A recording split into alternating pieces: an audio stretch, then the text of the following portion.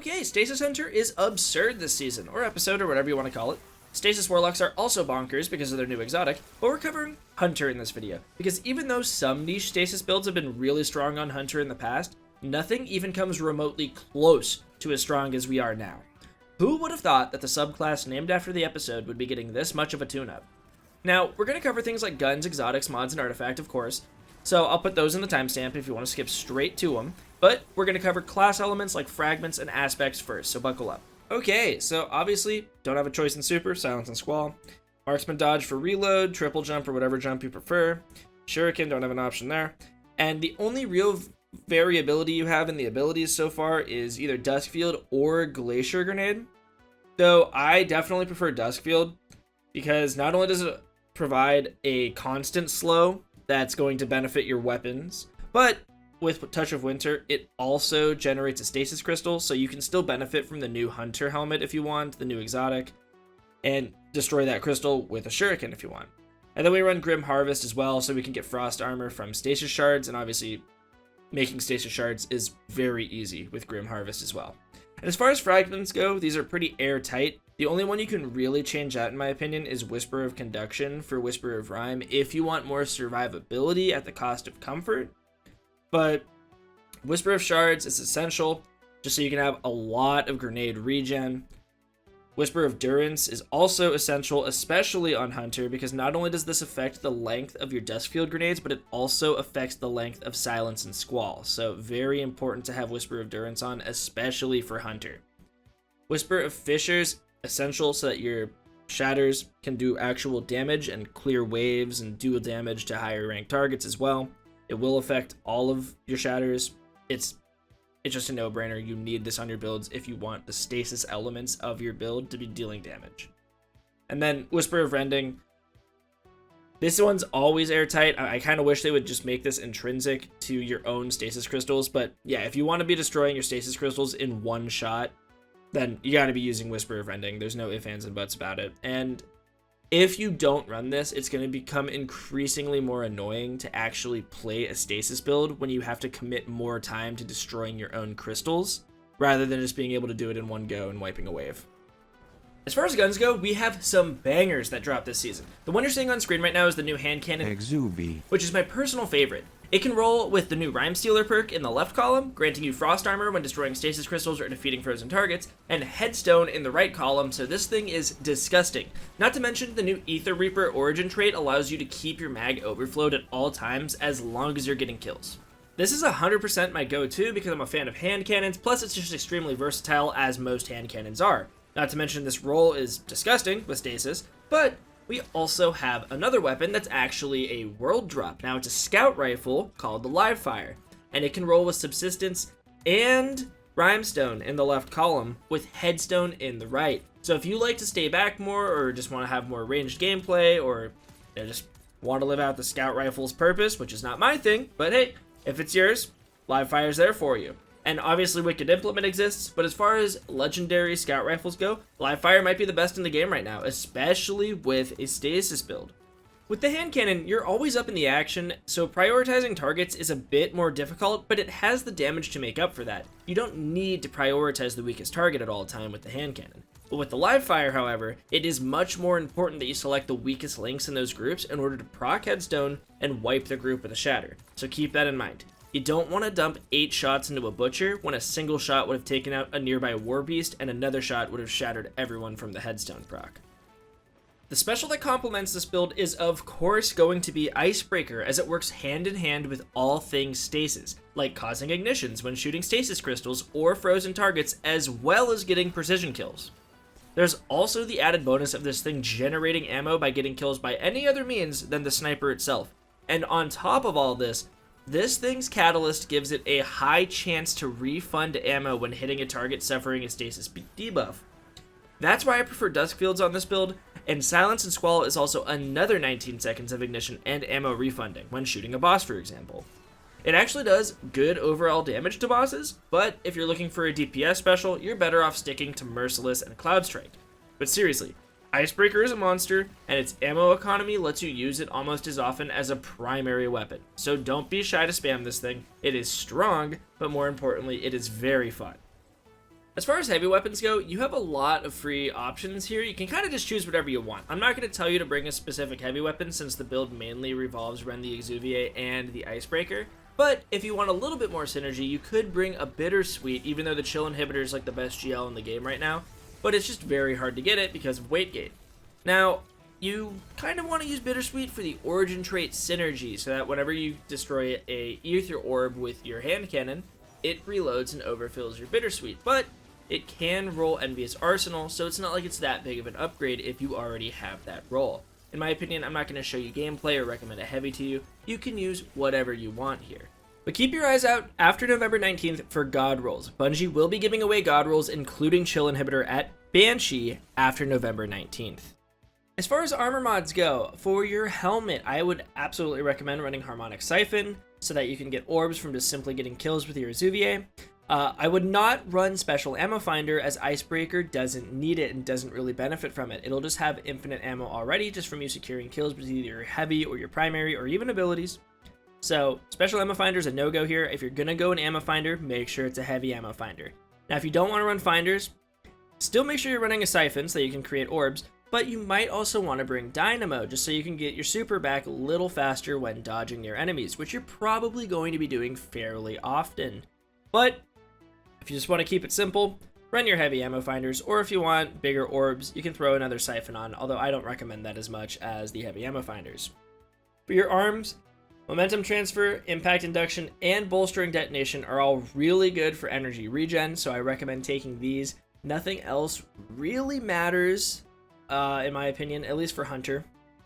On your chest piece, run whatever defenses you want. The only time you really ever want to swap off of your resistances is when you're going to be running either Charged Up, which can be good at times if it's a very long DPS phase, for instance, or running a reserve that matches your heavy. Keep in mind, solar reserves will not increase Icebreaker's capacity in any way whatsoever. It is locked to 10 rounds maximum, but if you do end up wanting to run a solar heavy to complement it with surges, then yeah, you could bring solar reserves for something like your Apex if you wanted to bring that along.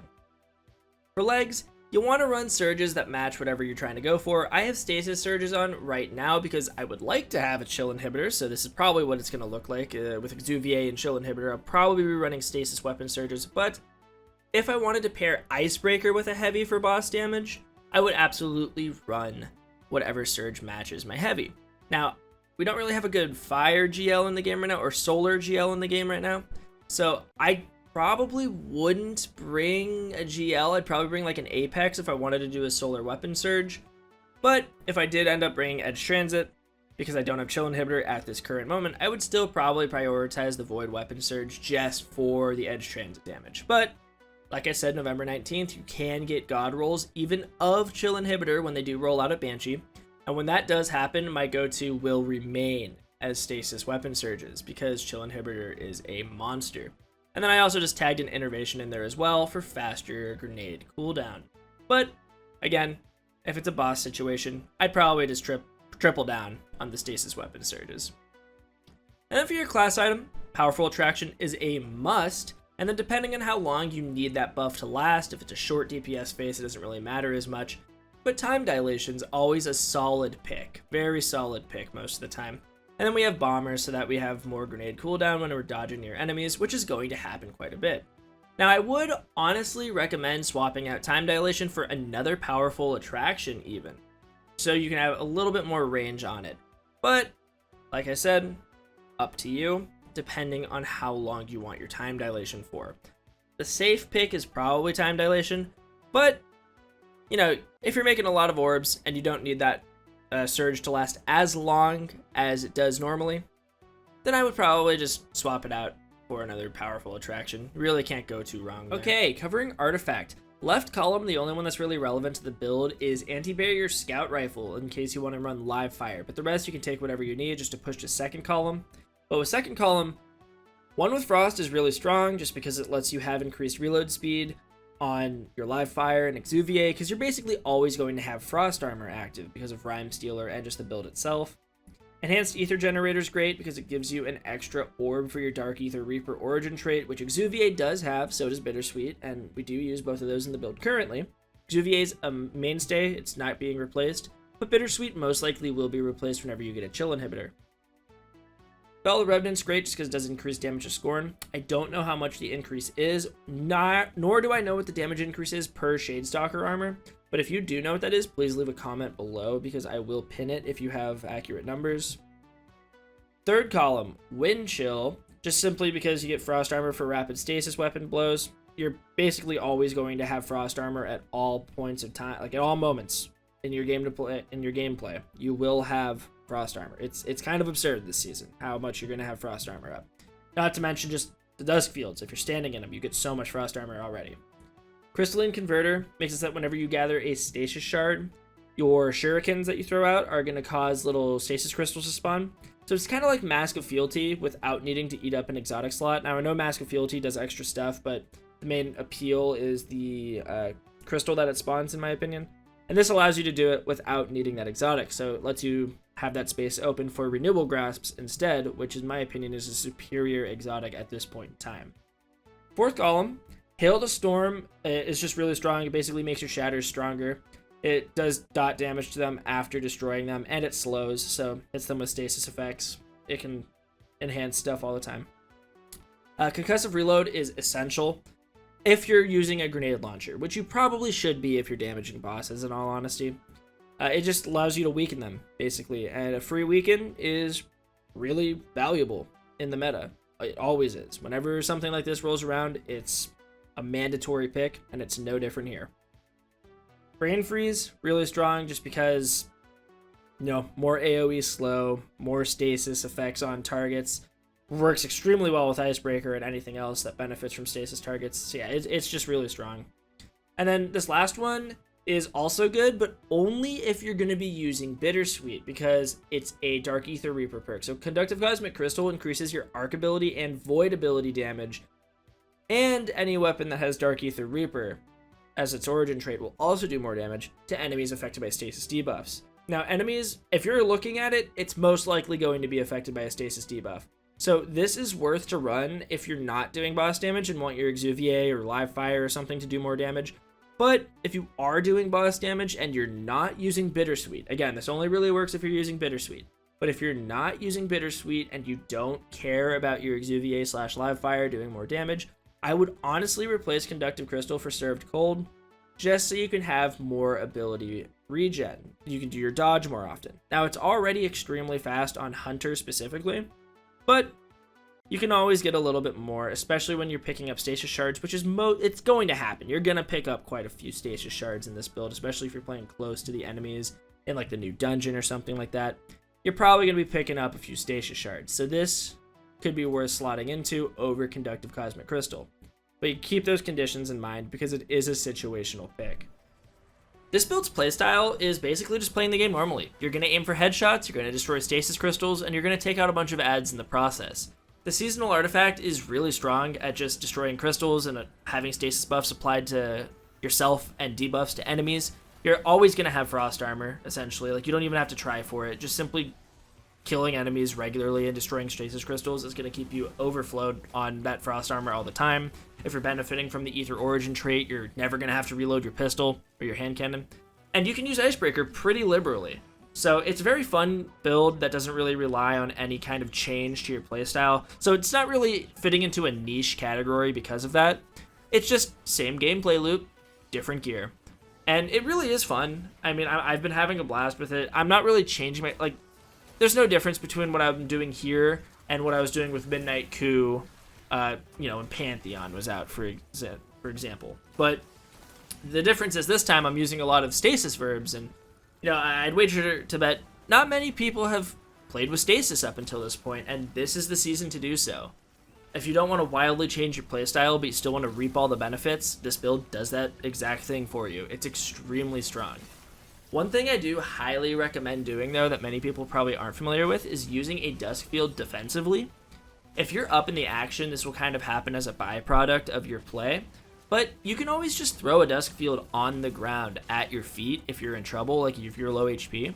And because you're running Renewal Grasps, most likely anyways, it's going to create a giant stasis crystal you can hide behind, making cover for yourself. And on top of that, and allows you to get frost armor just by standing in your duskfield.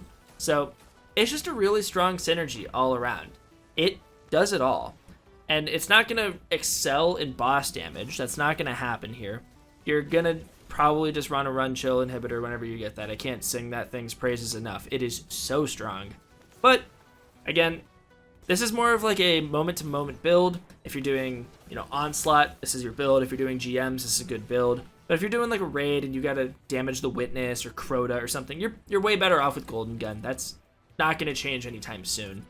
But yeah, that's the build. And if you are trying this out yourself, let me know what you'll think of it in the comments below. I think it's a lot of fun. It's gonna be a staple, at least for Revenant. It might fall off a bit once the artifact changes, but with Rhyme Stealer being added to the game and some of these new weapon combinations, I think it's still going to be really strong even when not being complemented by this extremely strong artifact we have this season. So it's still probably going to be used in future seasons. But yeah, that's enough yapping from me. Hope you guys enjoy the build, and hope you all have a great day. I'm Hatterax, signing off. Peace.